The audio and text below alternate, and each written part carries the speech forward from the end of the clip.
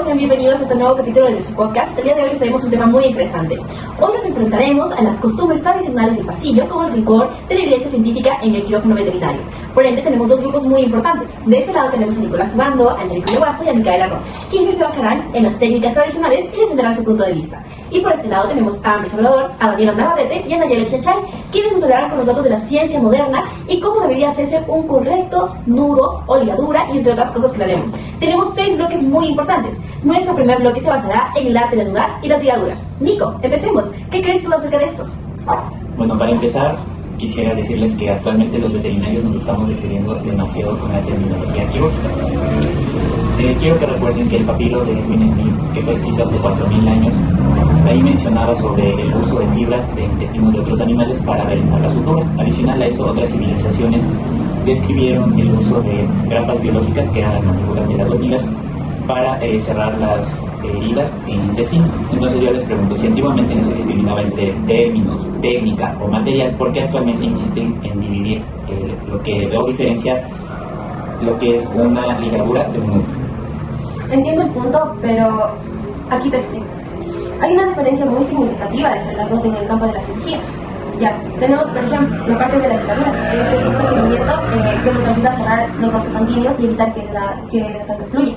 Por el otro lado tenemos lo que es los nudos quirúrgicos, que tiene como objetivo, o sea, más que como objetivo es entrelazar este tipo de sutura, y lo que hace es mantener firme esta ligadura que se realizó inicialmente. Entonces sí hay que tener muy en cuenta la diferenciación de los dos términos.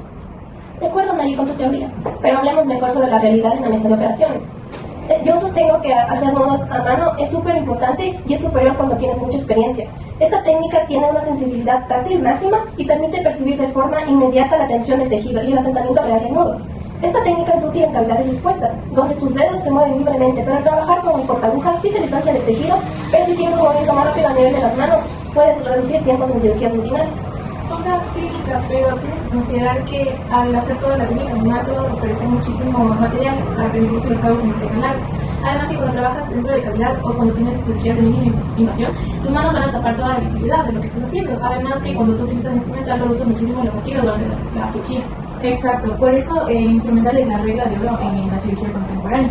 Aunque reduce la sensibilidad táctil y también te obliga a tener un control visual más estricto, tiene también sus ventajas, las cuales te va a permitir trabajar con cabos sumamente cortos, al igual que te va a reducir la fatiga biométrica, como dijo Amber, y también va a asegurar una correcta tensión, tanto sea homogénea como tal.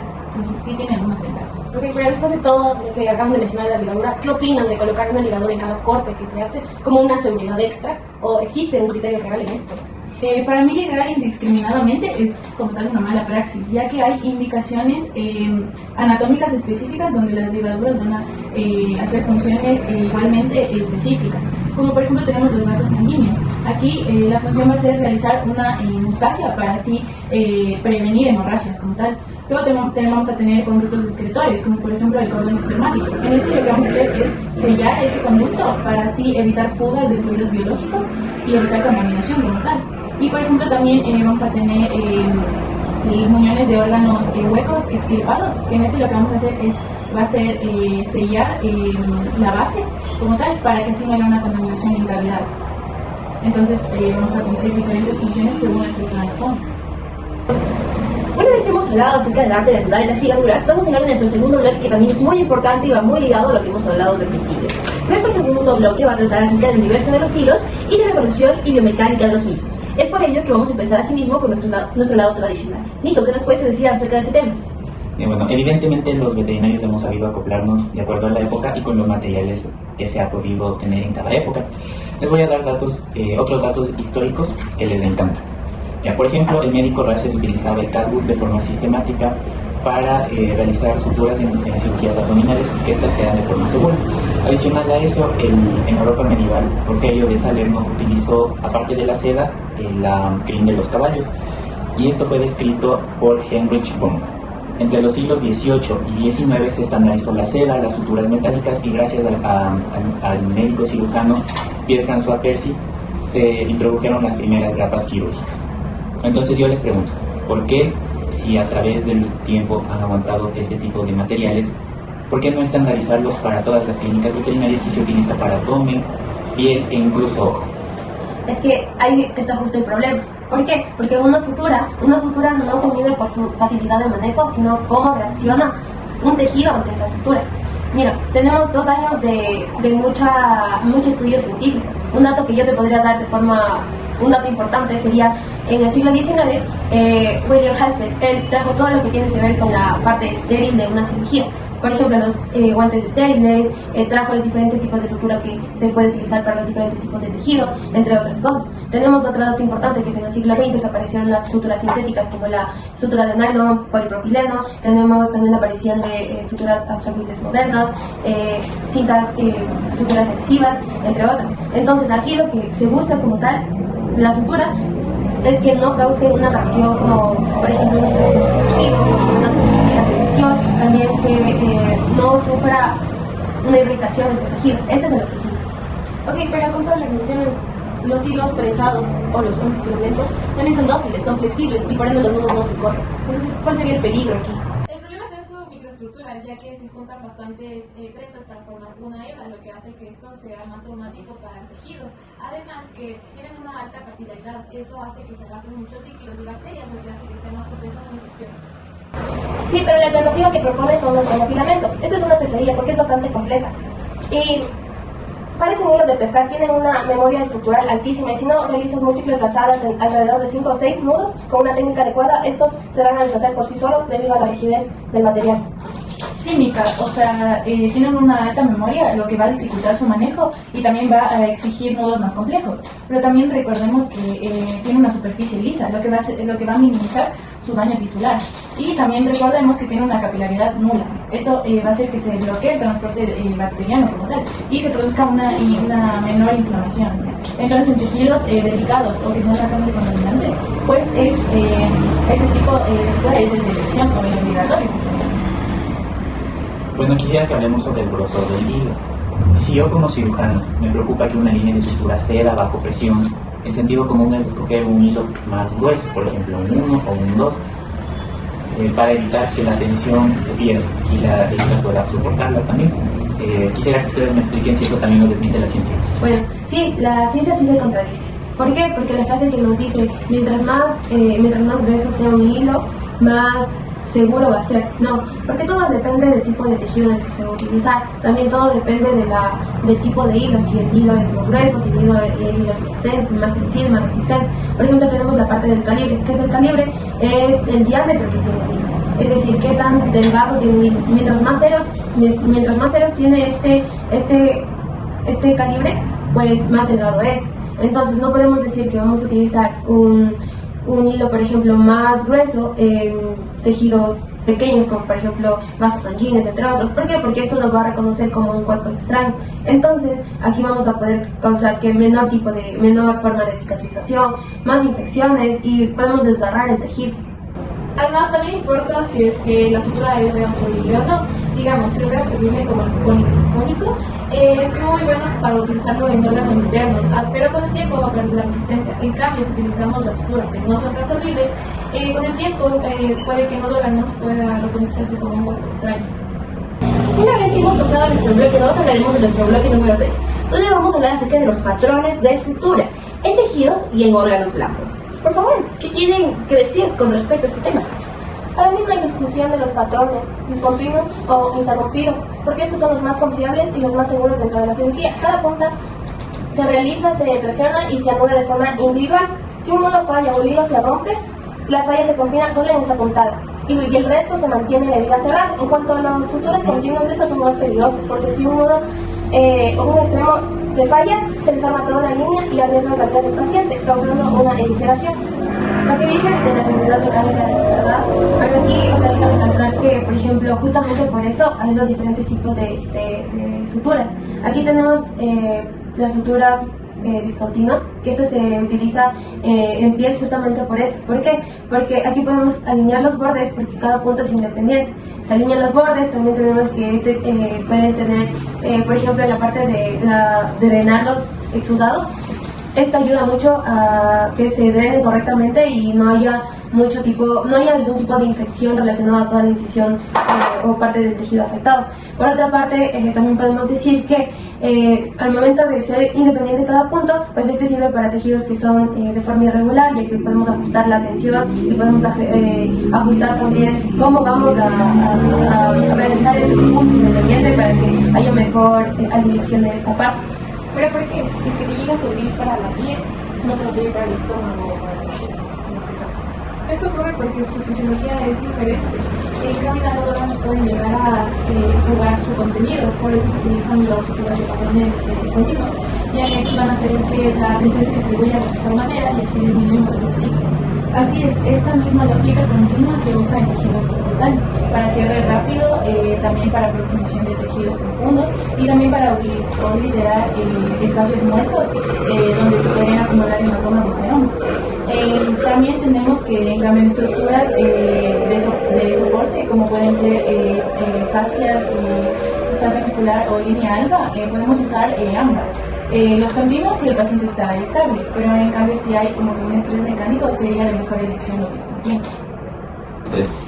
Una vez que hemos pasado nuestro panel 3, vamos a continuación a hablar de nuestro panel número 4, donde vamos a hablar un poquito de órganos friables y también del desafío oftálmico. Este es un tema muy importante, porque todo lo que hemos estado hablando hasta ahora tiene que ver con respecto a este tipo de toma de decisiones.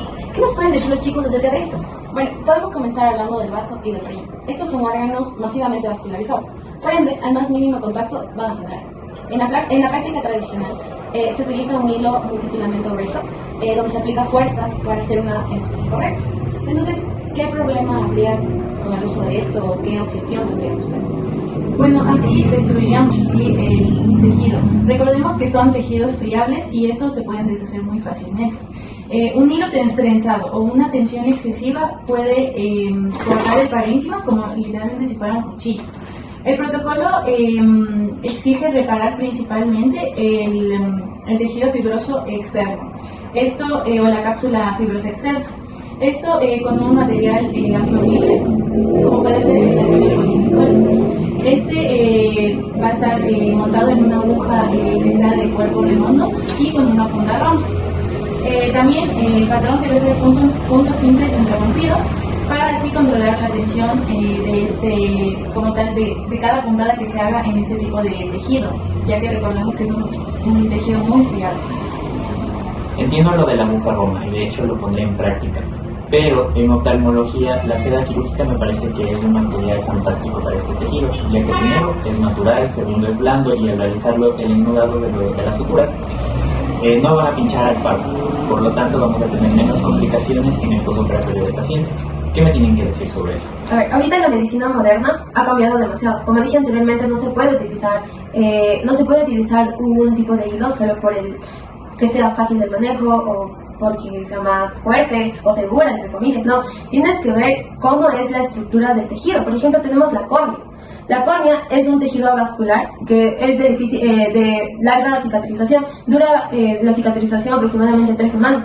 Entonces no le podemos meter un tipo de hilo monofilamentoso, que en este caso hablaron de la seda, porque puede causar irritaciones, puede causar una ruptura del tejido como tal. Por ejemplo, se puede perder la transparencia de la córnea, se puede perder todo lo que tiene que ver con la superficie del tejido y puede causar problemas como astigmatismo. Entonces, sí, debemos nosotros tener en cuenta qué tipo de tejido estamos viendo. Por ejemplo, aquí y en muchos papers se ha hablado que está contraindicado la seda en córnea, en ojo, por lo ya mencionado anteriormente.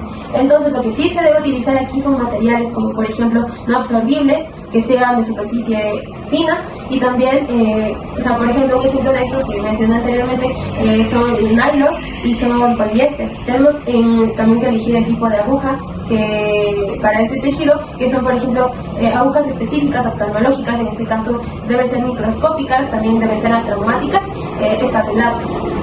Y mi pregunta es, ¿qué ocurre con los tejidos secundantes del ojo?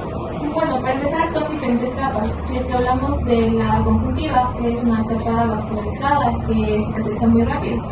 Entonces en este caso se utiliza suturas de bajo peso molecular, como el catgut simple, ya que esto va a degradarse rapidísimo junto a la conjuntiva, mientras que en el músculo, que tiene una cicatrización mucho más lenta, el estándar sería el ácido polinglicólico, ya que este le va a brindar tensión y resistencia suficiente hasta que el músculo pueda cicatrizar, y por último se va a absorber como por hidrólisis. Por otro lado tenemos la esclerótica. Esta es una capa fuerte y resistente, pero recordemos que el ojo está constantemente parpadeando, por lo cual nudos de suturas lisas tienden a aflojarse o incluso a resbalar. Por lo cual, en este caso, es de mejor selección usar suturas trenzadas. Estas suelen tener una mejor sujeción y también van a mantener mejor la tensión como tal. Recordemos no usar en este caso materiales absorbibles, porque estos tienden al menos a degradarse en un tiempo más o menos prolongado, y esto va a hacer que se puedan dar granulomas o incluso una reacción a cuerpo extraño como tal. También vamos a hablar acerca de patrones de sutura oftálmicos. En este vamos a tener los puntos simples como tal, que estos van a tener el control de cada punto en tejidos delicados, como son los oftálmicos. También tenemos puntos discontinuos simples, que estos se van a usar en heridas donde tengan heridas como tal de línea recta. Ok, nuestro siguiente bloque va a ser acerca del mito de las cirugías y la rutina y la evaluación preanestésica. Esto es muy importante a considerar, más que nada porque nosotros siempre tenemos que hacer antes un análisis de cualquier tipo de anestesia. Por este caso me gustaría empezar con un ejemplo común en las clínicas veterinarias. Si hay un cachorro sano de 6 meses con una castración de rutina, como la OFSH, o incluso una limpieza dental profiláctica, exigir un perfil bioquímico, hemograma, radiografías y un electrocardiograma parece una exageración burocrática y un gasto innecesario para el tutor y para el equipo. ¿Para qué si es que el animal llega sano y con nada evidente?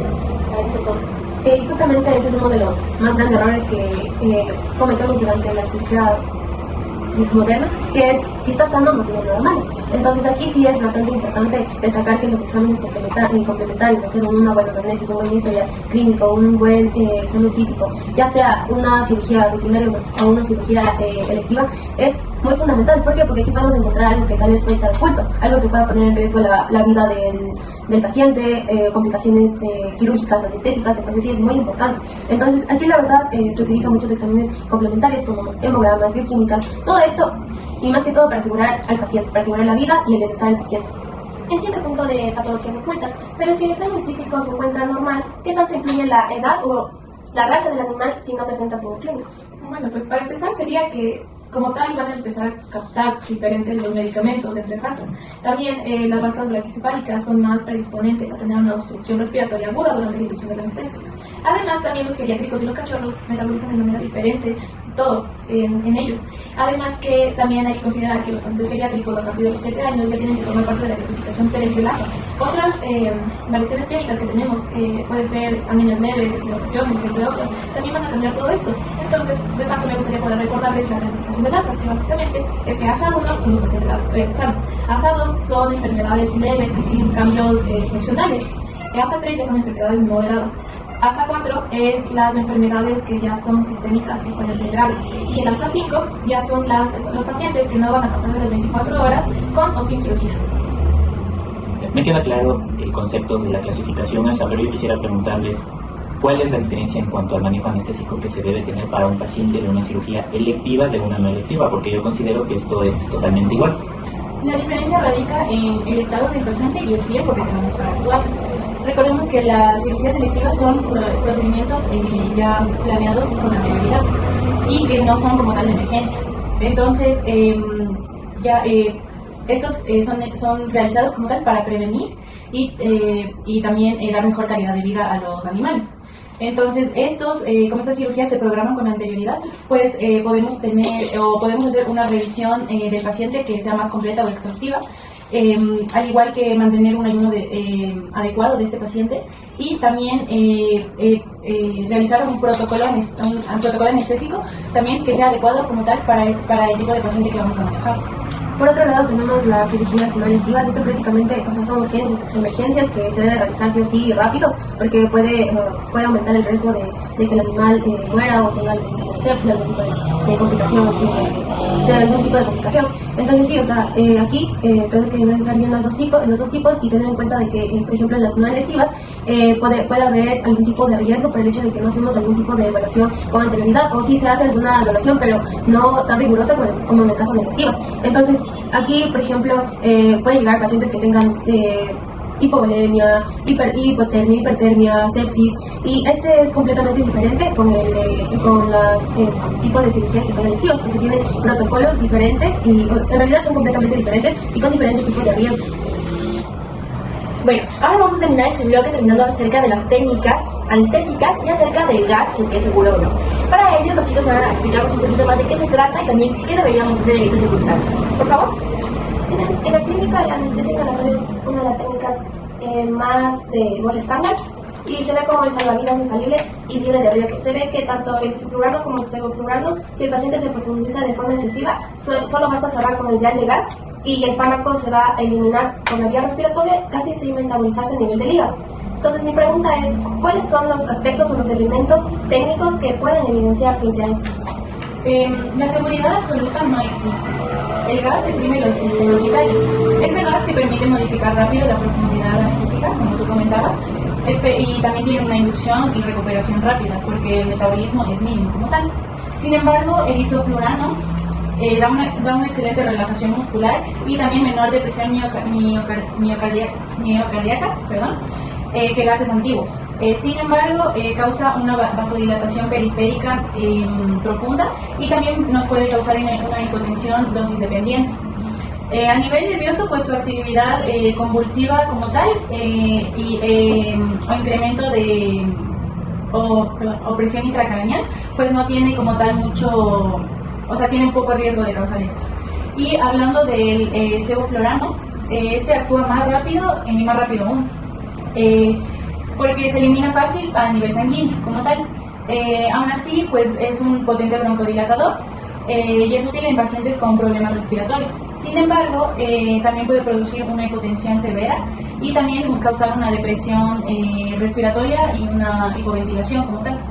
Y dentro de todo lo que acabas de mencionar, ¿qué alternativas farmacológicas estandarizadas tienen o recomiendan en la actualidad? Pues bueno, cuando hablamos de todas estas complicaciones y cómo manejarlas, pues básicamente tenemos dos técnicas que están estandarizadas.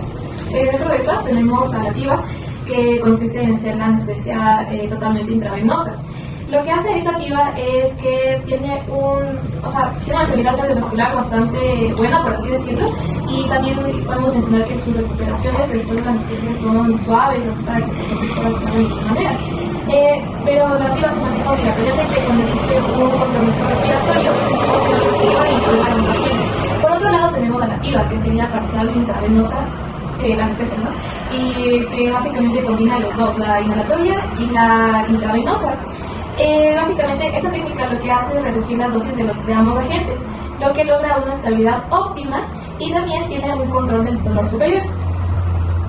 Yo quiero decir que en la práctica diaria nosotros utilizamos bastante lo que es la anestesia locorregional. Hacemos bloqueos, específicamente epidurales, lumbosacros, especialmente para realizar cirugías de miembro pélvico y también ablaciones anales.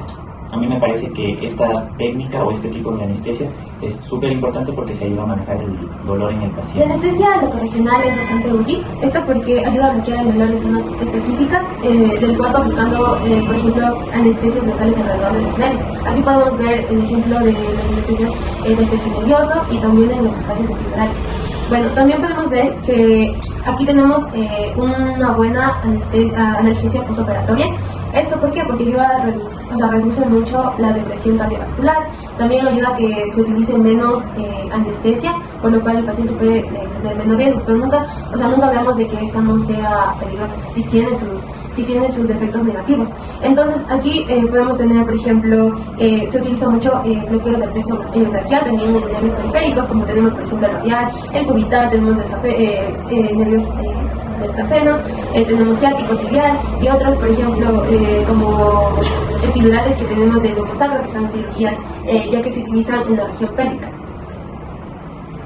Ya, respecto al equipo equipamiento, en el día a día conectamos el circuito estándar de la máquina de anestesia y abrimos el flujo. ¿Esto sirve igual que en perros pequeños y en razas grandes o no? Ese descuido puede causar barotraumas o hipoxia en pocos minutos. Recordemos que para realizar anestesia activa es obligatorio contar con un acceso intravenoso funcional, al igual que bombas de infusión o jeringas programables para administrar fármacos con exactitud como tal.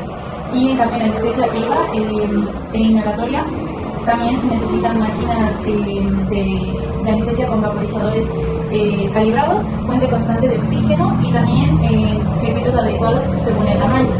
En pacientes pequeños, pues nosotros, como tienen menor fuerza para respirar, pues no pueden vencer bien la resistencia de las válvulas.